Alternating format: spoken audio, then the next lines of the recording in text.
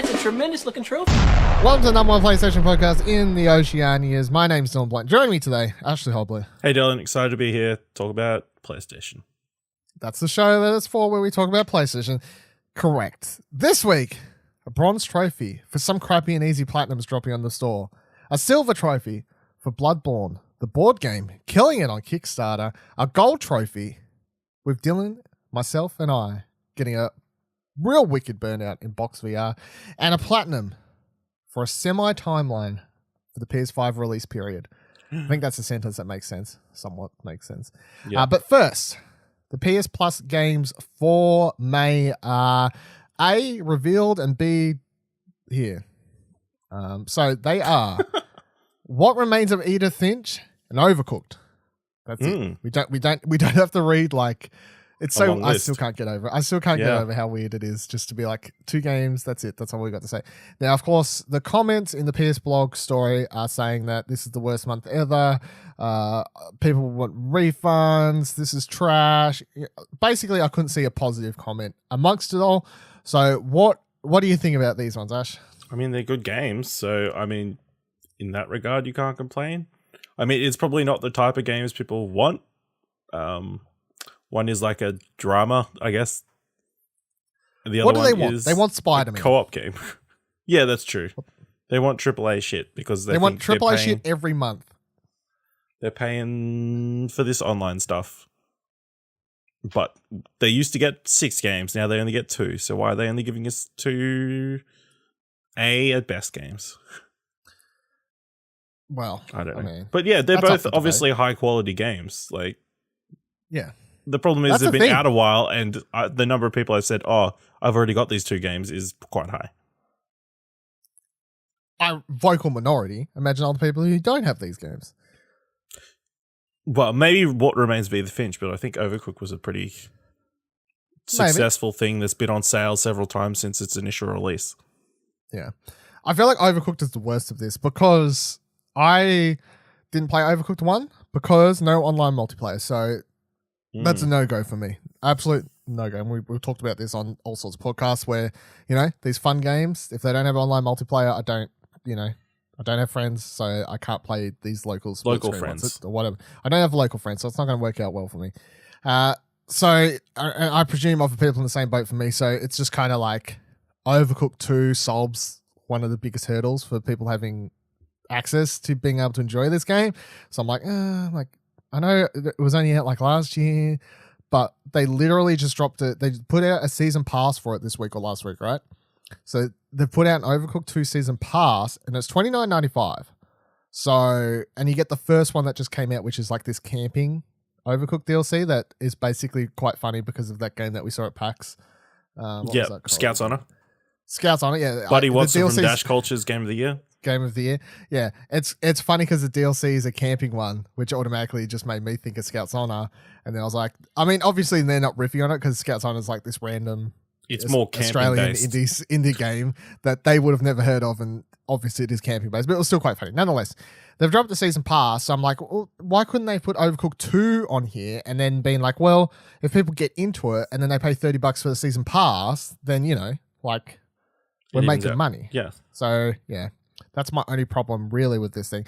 What Remains of Edith Finch? I played. Was it last year or the year before? I think it was the year before. Release. Definitely the year before. One year it was on my top 10, whatever it was. Whatever year it was eligible. Like I don't even remember now. It's fucking. I'm pretty sure it was 2017 because I think it was like in our top 10 for that year. It was in our top 10, yeah. Because Kieran liked it also. So yeah, and I think Tom liked it as well. Did at the time as well. So yeah, it got into our Explosion Network top 10 for whatever year it was. I played it on PC though because I picked it. I was wanting to play it because, you know, it was getting hyped up at the time. It wasn't on sale on PS4. It was on a hefty sale on Steam. So at the time, I brought it on Steam because I just wanted to play it. Just love Steam, that's why. I fucking if anything, I love Steam. So that's actually a game where I'm like, and because it's only a couple hours, you know, and it's it really is a fantastic experience. And it's been so long since I last played it that out of both the games, I'm like, Overcooked, don't really care. What Remains of Edith Finch? Yeah, I could play that again for sure. Absolutely for sure. You haven't played it, have you? No, I haven't. So You keen? yeah, I think I'll probably go back and check it out.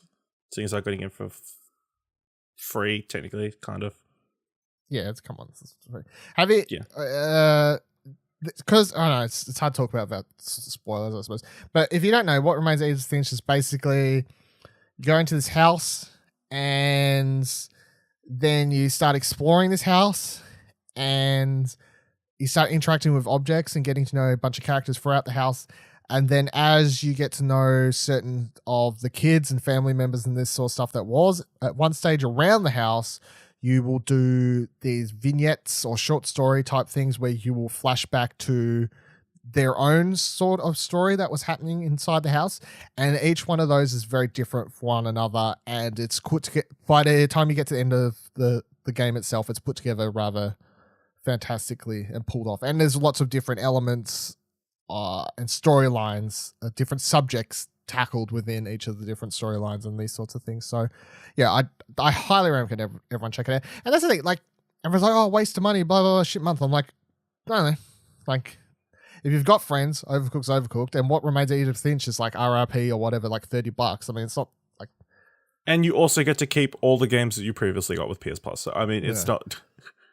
Yeah, we have this argument a lot, and people just want this AAA game stuff. But I'm just like, what remains of Edith Finch was one of the best games of the year. It was released. We got like For Honor a couple of months ago. That was a AAA game. Yeah, fucking. This is better than that though. This is better than that. You know, this is better month. Everyone here in the comments, you're wrong. This is better than that. Last month, yeah, and last month you got The Surge plus Conan, which were not AAA, but two AA, whatever, and recent big games. Lots more hours that you could put into those and whatever else. And then this month they're like, here's two indie games that people love, I guess. Yeah. You know, it's one game that's relatively short and the other one could potentially be very long depending on how good you are at the game. Yeah, absolutely, depending on which way you want to run with it. So yeah, as much as I wish, I still hold out hope that they'll eventually add in a concurrent running VR game, because that would obviously make sense. And I reckon we might get to that stage, but then the other thing is, I think we're getting there quickly because there's just more VR games on the system, so it's easy to make a deal. Yeah, for somebody. Yeah. I can't, and I still wish they had to work that out before we did the switch over, but whatever, nonetheless. So, in other news, we appear to be getting maybe a Death Stranding trailer soon, because Kojima seems to be editing one. So this story comes from Twitter, but also this story comes from DualShockers. It says, hot off the heels of Hideo Kojima recently teasing that we might see some more of Death Stranding over the next month or so, which was at the Tribeca stuff we were talking about last week, it seems like the famed game creator is now working on just what the upcoming reveal could be. Earlier this morning on Twitter, the Death Stranding director himself tweeted out a picture with no caption that showed his computer monitors at what seems to be his desk. On one of the monitors, you could see the Death Stranding logo, while on the other, you could see a video editing timeline, and he's using Adobe Premiere. And then people pointed out that you could also see the Adobe After Effects is also open his computer due to the logo down the bottom. So yeah, it seems he's putting together some trailer. I mean, the Adobe Premiere timeline stands out very heavily to someone who uses Premiere. And not only does he have if you actually look at the picture, he doesn't just have the logo open.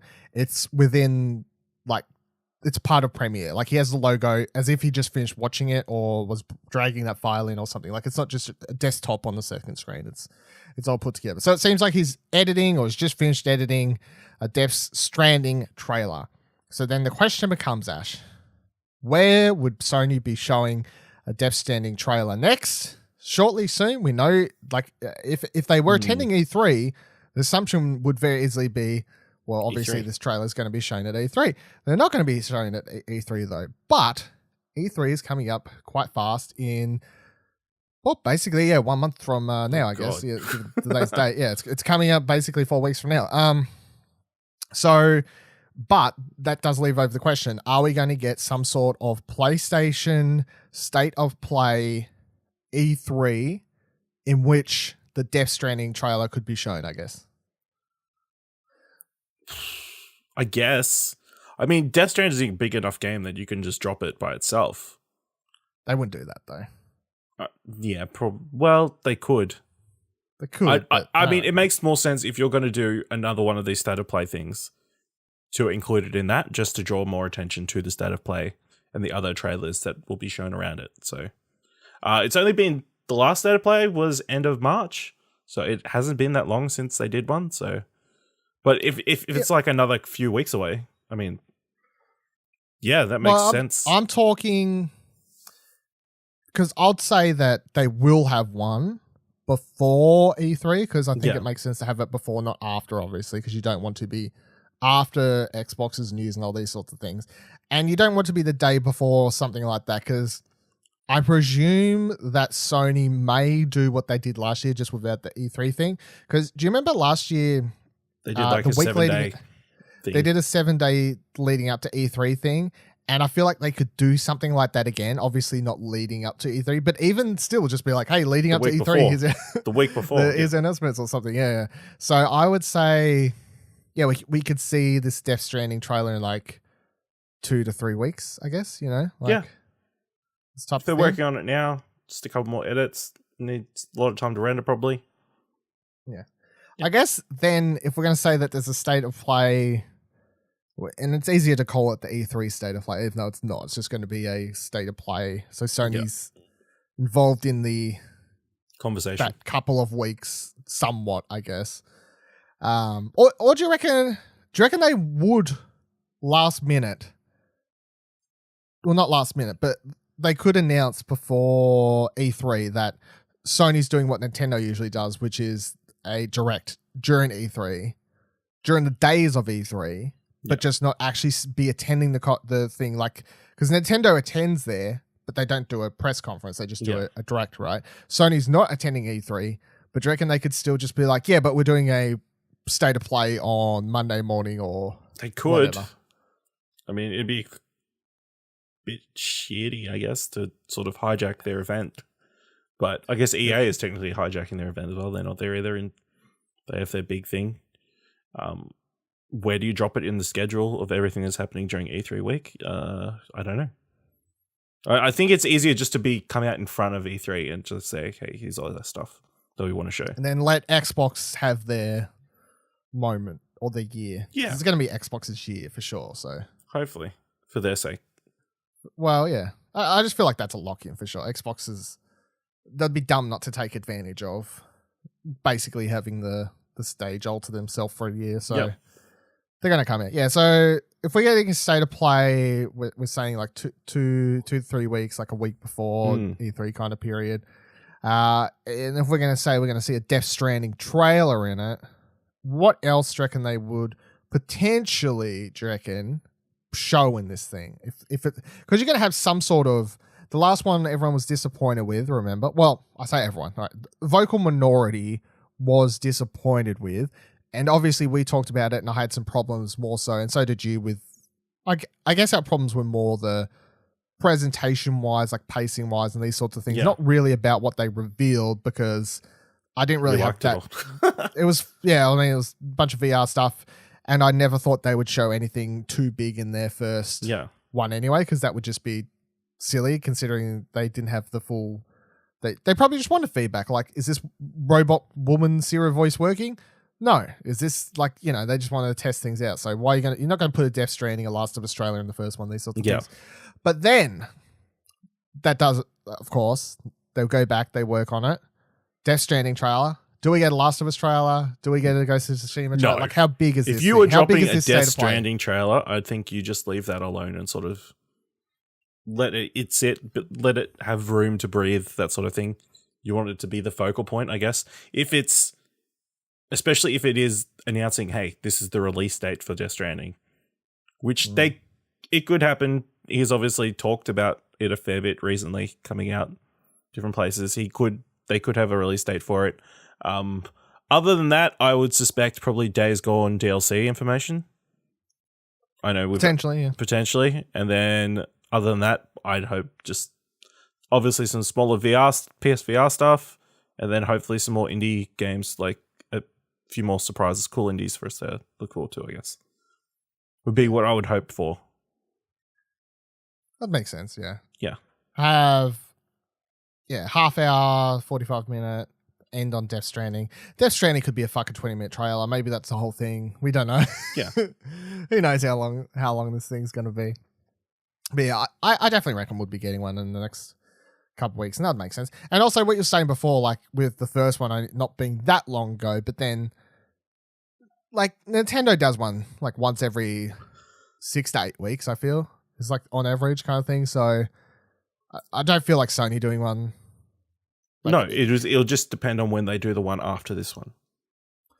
Well, yeah, if they do one now, then next one would be like late August, September-ish, I guess, something like that. Which would fit because that's when Gamescom is. Initially, I thought, he's working on the Gamescom trailer for too far away, for Jeff Keighley, but no, that's too far away. Yeah, maybe that's a different trailer. Yeah, yeah, maybe that's the release date then. You know? Yeah, try back. At the end of this is stay tuned for Gamescom with Jeff Keighley. Yeah, August. my friend Jeff. That's my good buddy Jeff. Release date for my good buddy Jeff. In a bit more random PlayStation spin-off, I don't know, like miscellaneous stuff. Bloodborne, the board game, which was getting kickstarted, has made such a ridiculous amount of money that I felt like it would be rude to not at least acknowledge it. So it was asking for Australian $286,000, right? Or 287 if you round up $1,000. And so far it has made in Australian dollars 3,800,000.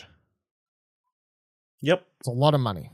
That's a lot more money than they asked for. And it's still got 8 days to go as of recording. So 21,656 backers. So kind of, again, saying that board games get ridiculously popular when they're really popular at works. And also, people fucking love Bloodborne. So that's also a thing. Yeah. So if you want to know a little bit about the board game, although this isn't a board game thing, but podcast, but you know, it's PlayStation related. So it says Bloodborne, the board game, is a dark and challenging action game designed by Michael Chinal and Eric M. Lang, where 1 to 4 hunters must explore the town of Yharnam and fight their way through beasts, monsters, and frenzied townfolk to survive the night and uncover the source of the madness that consumes it. Based on the award-winning Bloodborne video game by Sony Interactive Entertainment, the board game brings the beloved title to life with amazing miniatures. Now, I want this, if only for the cool miniatures. Yeah. You see some of these things. You got the cleric beast, which is looks fucking awesome. It's got a whole arm torn up and stuff here. You got Vicar Amelia, that looks cool. You got Father Gassequeen normal. Then you got Father Gassequeen transformed. That's the third or something. Bloodstuff beast. All look fucking sick. And then you got a bunch of other random like goons and these sorts of things like hunter mobs, huntsman's minions, gouge beast, etc., bits and pieces. Game looks cool from what I can see. I was fucking shocked because I saw the headline of a story like last week or something that was like, Bloodborne game makes fuck ton of money on Kickstarter. I was like, yeah, all right. How much money? It's like a bunch of money. But then you look up how much they asked for and how much they got. I'm just like, fucking hell. Like, there's no way Sony's not over knocking on From Software's door every day going, please make a sequel for Bloodborne. Please make Bloodborne 2. Please, please, please. Because we know the game sold well. We know PlayStation people love it. Like, you know, I love Bloodborne. It's a fucking fantastic game, right?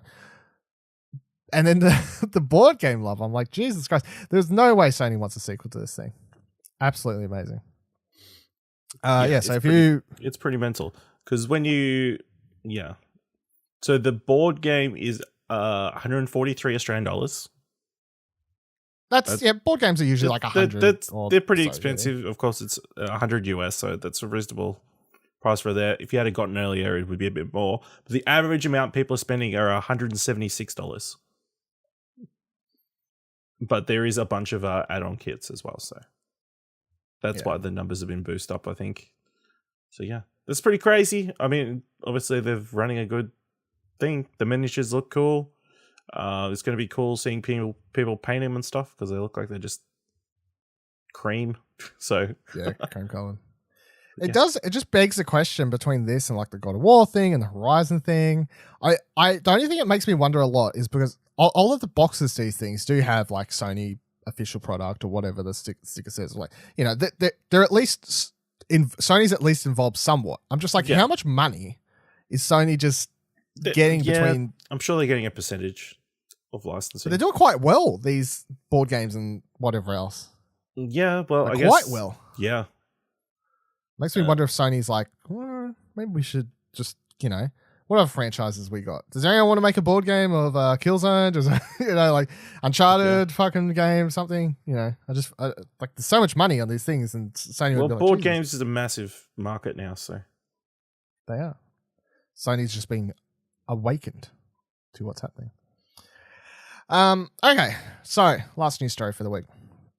No PS5 for at least 12 months. This is coming from a tweet. Oh my fucking God. I'm going to apologize in advance. Takeshi Mochizuki, I think. I'm going to say Takashi Mochizuki. I'll trust you. So they are a tech reporter for the Wall Street Journal. I presume maybe like a correspondent, I guess, that lives over there, because they tweet out this information of week. It came from watching the conference call that Sony had having, like a investors type thing, and tweeted out the following information from the investors thing. The most tidbit that stood out, I guess. It says no next-gen PlayStation launch over the next 12 months. Plus, PS Now has an average 40% annual growth since launch. Now 700,000 users. Also, on a side note, I didn't bring it in because I didn't think it was worth talking about in full, but I did see a news story where Sony also said sometime in the past week that, strangely enough, more people choose to download games through PlayStation Now than stream them. Who'd have fucking thought that one? Yeah. It says much of the 3.1 billion yen, right? Yeah. Yep. Difference between past fiscal year versus this is outlook to be invested to develop next PlayStation console. That's a whole bunch of money shit that I don't understand. But the main thing is that no PlayStation for the next 12 months. So this was from last month. So they're saying no. The earliest the PS5 could come. Did I say PS4? The earliest the PS5 could come is March. Or April, I suppose. Late March, early April. Yeah. Late March, early April. No PS5 until at least then. So now, with that information, do we want to retract things we've said previously? And how do we reckon Sony's year play? Well, first, my question is, because we were kind of theorizing, given the Sony thing and all, you know, what went down then, was kind of like, and it made sense to be like, all right, Sony's let out this information now. Towards the end of the year, Sony will do like a reveal event, you know, for a February release date. Like, it kind of all fit into place. Now they're saying that they're not going to have it for at least 12 months. So then it makes me question what their plan is for this year, and also makes me question when it's going to release next year. And because it's not going to release until for at least 12 months, so now I'm going to change I have to change my answer, obviously, that we originally put down. Yep. And I'd have to say it's not going to come out until November 2020. Really? That far? You're pushing it. I think it's because March, I feel like April. they miss. No, I don't. As soon as that 12 months is up, they're like, "Damn, that's where we're coming in." We weren't lying. We could have said February, 14 months. We could have said. I reckon that February period would have made sense, but now they got this March, April thing. That doesn't make sense, right? June, July doesn't make sense. September doesn't make sense. August, September, that doesn't make any sense to me. It's too close to E3 and all these sorts of things. Just too close to E3 and other things that are happening in the industry at the time. But they're not going to E3 this year. Which is setting they never said they would never return. Year. They never said they would never return. Yeah, because they had nothing to show. But next year they're going to have the PS4 out but just before E3, and then they'll have all the things they can show that will be coming on the PS4 5. I reckon. So, well, this is what I'm saying. This is what I'm putting down at the moment. Let's hear your crazy theory. I'll get my crazy theory out now. That I'll change again in 2 weeks, but that's fine. Yep. We're not sticking any of these things in stone. Luckily, Tomorrow, bets, Mark right? Cerny is going to come out and announce when the release date is, and it's going to be... That's fine, because we need stuff to talk about because it's been a dull week. So I'm going to say November 2020, roughly, or at least Q4 2020, I guess, is if we want to bet in those sorts of periods. Then I'm going to say for this year, the biggest thing to me is this information affects what the fuck is PlayStation doing this year? You know what I mean? What the fuck are they doing this year if they're not revealing it this year? Because they can't reveal it around September this year and then spend an entire year. Like, you gotta hit that sweet spot again, which they have for the PS4 console. And I doubt they're going to break that because they hit the sweet spot last time. Announced it, 9-month period, release it. You know, that 9-month period proved to be a nice sweet spot. So I'm like, when the fuck are they announcing these things? They're probably going to announce it in February or whatever, early next year. Announce it in fucking March or some shit. Before a late 2020 reveal. Which means this year, no E3, potentially no PlayStation experience. I don't know what the fuck they're doing. And I'm very confused. There's my prediction. What do you got? Yeah, I think late March, early April next year. Just, I feel like they want to turn around in the next 12 months. I think we'll also know more when E3 comes around, and we assume Xbox is going to reveal what their next gen console is going to be as well. So, are you going to plus or minus from whatever the potential Xbox release date is? Well, they're going to want to begin front, so... Yeah. Actually, I don't think PlayStation honestly cares. It'll just be whenever it's ready, so... I suppose. But the thing is, they got ahead with the information from Sony, you know, with that article. But then it would be weird if after all that, then Xbox just comes out and gets a 6-month head start or something. Yeah, it would be odd. Like, how many months is too many months for them to leave it, I guess? I don't know. I guess it just depends on the how long it takes developers to adapt to the new tech. Which, because it's so similar to the PS4, technically shouldn't be too long. So, what if Xbox announces for that February spot or something? Like, yeah, I guess they have to wait, or they get called liars. Well, yeah. If your release date turns out to be true around that 12 months from now spot, not the end of the world. If I'm right, and it's 2020 next year, Xbox gets a 8-month head start. Yeah, we're up shit creek then. Yeah.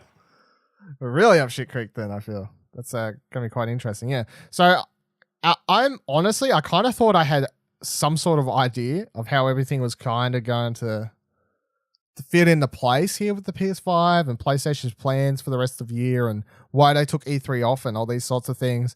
But now I'm just like, fuck, I don't know. I need you to hand me another. I need a rumor mill to start now. I need some shit to leak. I need some information over here because I'm not sure what's happening this year. You're not going to announce Ghost of Tsushima and all these sorts of things, or are you like Last of Us? Are we going to really announce Last of Us for like a late this year release? And then like do the whole late gen cross cycle release type thing. Yeah, I guess. Why not? I mean, do you want the last exclusive from PlayStation for the PS4 to be Days Gone? No, it's going to be Death Stranding. You think Death Stranding is going to come out PS4? Well, they've announced from day one Death Stranding's a PS4 game. So okay. I expect that to be cross. I think he always said PlayStation exclusive. Yeah, but even in that thing, Mark Cerny was asked about Days Gone, and not Days Gone, Death Stranding. He was asking about Death Stranding in that interview, and he's like, "It's a PS4 game." That's all I can say for now. Or he said it's at least it's releasing on PS4. So, you know, Death Stranding could potentially. Do you really want Death Stranding to be the last PS4 exclusive? It's yet to be determined how much the baby looking after game is. Yeah, going to be good.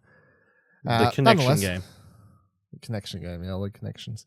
Nonetheless, that's it. That's all the news I got for you.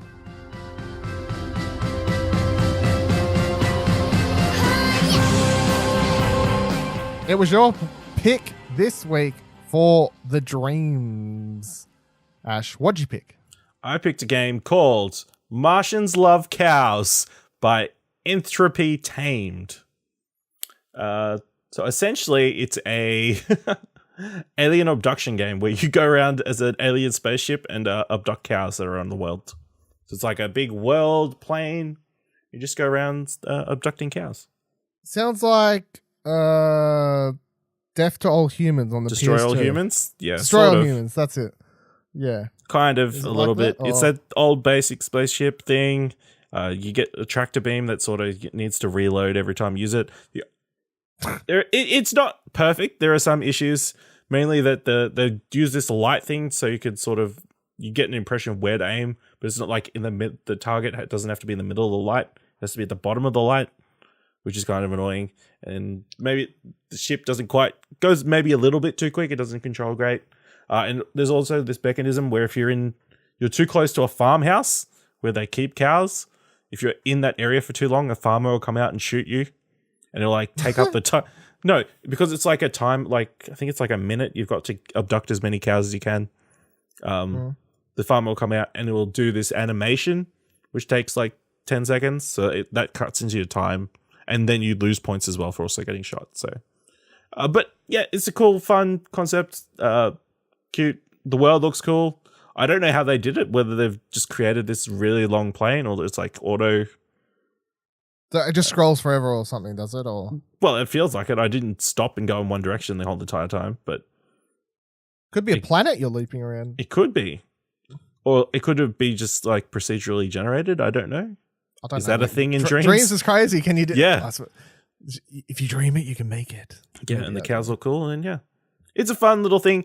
Other problem is there's no way to go back to the start to restart, like in the actual game. There's no way to go back to restart the game. Yeah. There's no pause menu. Is that what you're saying? No, like when you finish the game, like you get to the end of the level, like your timer runs out. You get your score. There's no way to go back and start playing the game again. What? You can't replay the level? No, there's like no way inside the actual game. Oh, so you have to exit and go back in is what you're saying. Yeah. Okay. Was there any signs in the notes of the game or anything? Like, are they saying they're like still working on it or? No, I didn't really delve too much into the notes. Although the other thing that impressed me is they did a title screen. Oh, really? Like press start? No, like for the Entropy-Tamed. He had like a logo screen. Oh, it like for his own name. Yeah. I thought that was a nice touch. That's a nice touch. That sounds cool. So yeah, Martians Love Cows by Entropy-Tamed. It's ENTROPY. What do you call that thing? Hyphen. Thank you. I was like, what the fuck? TAMED. Yeah, and it's Martians Love Heart Cows, but okay. Love heart emoji or whatever. Yeah. Okay. Gotcha. It's the blue one. I don't know if that's important for trying to find it. You'll find it. I will note for the end of the segment, if you're looking for all these, as we said last week, I have built this Platinum Explosion playlisty type thing. I'm not sure if you can just search for it. I think you can. So if you want to find this stuff and you're playing Dreams, just type in Platinum Explosion. I think you might be able to just find the thing. But search for like a whatever they call playlists. I don't know. We're still trying to get it all worked out. And of course the game's still in early access. So like these things will finding get easier some as time stuff goes is on. hard. I was trying to go, I've like played a bunch of Dream Surfing today, liked a bunch of stuff, and I'm like, where do I find all the stuff that I liked? Oh, really? Yeah, no, it's the menus and stuff get a bit cumbersome at times, but you got to remember sometimes it's still early access. Yeah. PSVR for the players. I played one VR game today that I'd like to talk about. It's called Box VR. Now, I remember watching a trailer for this, and I thought it looked like a kind of shitty ripoff of Beat Saber. I then found out it released way before Beat Saber did, even on PC. So that kind of argument went down the drain pretty fast. But also, I thought the first time I ever saw a trailer for this, and this was like a month or so ago at this stage, the first time I saw a trailer for it, I thought it was just a general rhythm game because it's the premise is very simple and somewhat similar to Beat Saber, I guess, which is that you hold two move controllers, which are boxing gloves in your hand, and then in the trailer you see notes or whatever you want to call them, things coming towards you, and then you punch them. You punch straight forward with either your blue glove or your pink glove, or you uppercut or side swing them. Hook. And then Jab. there's other things, jab, yeah. Other things come, and then you have to like duck under them or like block things by putting both your arms up and touch it, like blocking the thing, and you dodge and weave. You do all the things, do right? You float like a butterfly and sting like a bee. Fucking sure do, right? And well, I do by now. But the first time I saw a trailer, I thought it was just a rhythm game. This is not a rhythm game. This is a proper workout game. Just to put that out there right now. So if you see it and you're like, it looks like a cheap ripoff of Beat Saber, it's not. Although obviously it has kind of similar thing to Beat Saber, but it's not a rhythm game. There is music. You're not hitting really in tune to the music.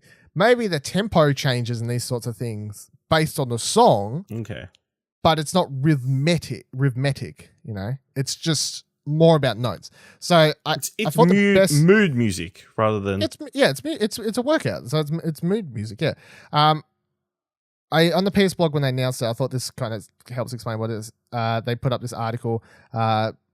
Ianthe Mellows, head of fitness for Fit XR, the company that made it. So it says BoxVR is a boxing-inspired PSVR fitness game that delivers a professional quality workout, whether you're a couch potato or a total gym rat, or anywhere in between. It was co-designed by me and a team of 5 other professional fitness instructors. We used our 50-plus years of collective experience to build routines that deliver the same quality of workout you'd get in a top-tier fitness studio while still being incredibly fun, kind of a mashup between Guitar Hero and Zumba. So that's what BoxVR is. It's pretty cool, to be honest. Cool. And I was thinking today, I was like, it's so kind of left field and finding good. I feel like finding legit, actual good, whatever you want to call them, workout or like proper ones. Fitness games, thank you. Finding good, proper fitness games is few and far between because I feel like there's a lot of shovelware fitness games, especially born out of like the Wii era where there was a lot of like crappy ones, but at the same time that people were making good ones. And now I do think VR obviously offers the chance for a lot of cool fitness games if that's what you're looking for. And as much as Beat Saber can give you a workout, it's not designed to give you one. It's just like in part because you are obviously moving and it's going to get your body moving. So full stop. Is Beat Saber a workout? Yes, it can be. Is it designed to be a workout? No. Is BoxVR designed to give you a workout? Yes. So it'll get you there faster and quicker and these sorts of things. And it's from the menu. Weight, age, height, it's proper putting in all your details to get everything going. And then you have a shit ton of workouts to pick from. Ones that range from 6, I think there's like the shortest one's like 6-7 minutes. Yep. And it'll be like 2 songs with a like 10-15 second break in between type thing. And the longest one is I think like 40 minutes or something like that. So I did a 5 or 6 minute one, whatever the shortest one was. I was like, okay, cool. Kind of got the basics down. It took me ages to figure out how to get anything but the jab correct.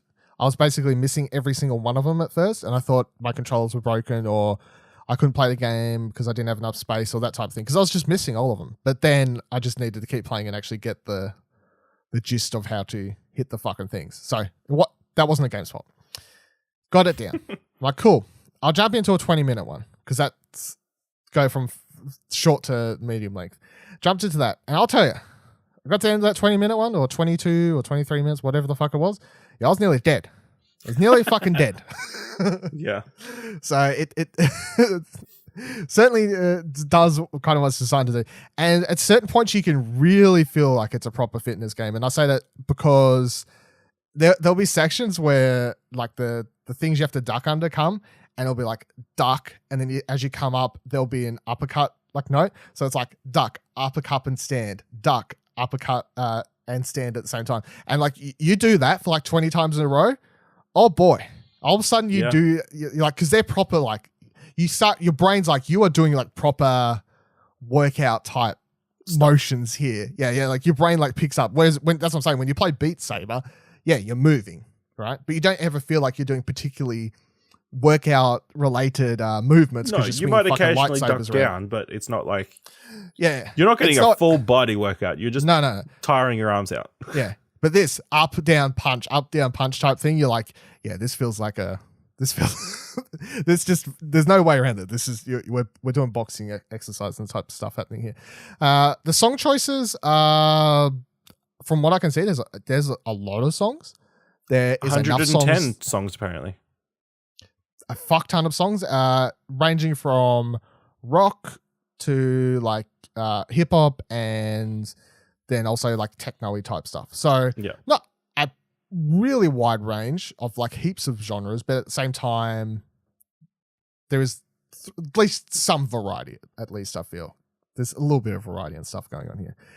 So then, I believe the thing that I would suggest this game if you're looking for a VR workout game that makes this one kind of cool is you can just customize what you want. So you can make a playlist with certain songs for as long as you want, and you can name it short workout with one fucking song. It could be 3 minutes long if that's what because then you can obviously be like these 7-minute ones, which is the shortest one that's built into the game.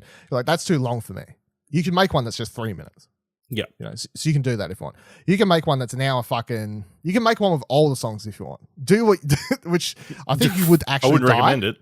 I wouldn't recommend it, but the point is that you can do these sorts of things, and then you can adjust the difficulty too, which you can't do in the preset ones. You can put it on easy, you can put it on medium, you can put it on hard.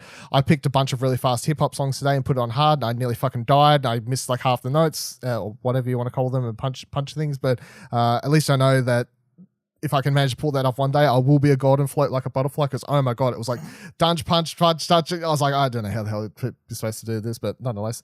But yeah, cool game. Cool game, I'd say. I think the last thing I'd say for it is that, I'm like, Dylan, why are we talking about a fitness game here? It's like, I don't care about this shit. I'm happy to sit on my couch and I'll do all these sorts of things. But as I said just before, I do think VR has the potential out of the most video game things we've ever had before to do things, fitness games that are actually fun at the same time.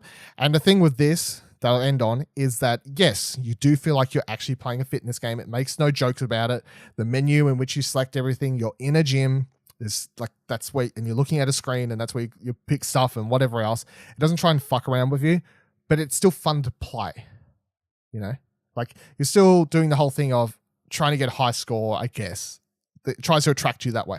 You can't fail. You can miss a heap of punches. Unlike Beat Saber, you'll never fail because the game is a fitness game and it's not trying to discourage you, from playing it and be like, oh, you failed, you missed too many things. No, just keep going. Do whatever you can need to do.